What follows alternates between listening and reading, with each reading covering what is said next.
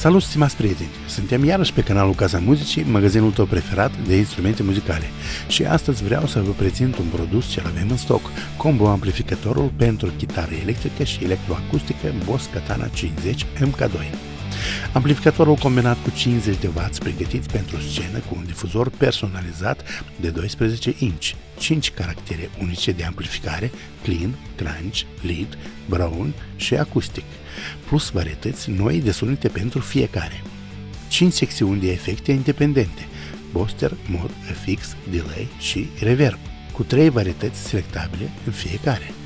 Conexiuni de panoul din spate pentru până la 2 comutatoare de picior sau o pedală de expresie și conexiunea comutatorului Boss GA-FC. Software-ul Boss Tone Studio, actualizat pentru personalizarea sunetului cu peste 60 de efecte Boss diferite. De asemenea, puteți descărca online tonuri a renumiților chitariști de pe aplicația pentru PC Boss Tone Studio. Cu aplicația Boss Tone Studio vă dă posibilitatea de a vă crea tonurile preferate și multe altele.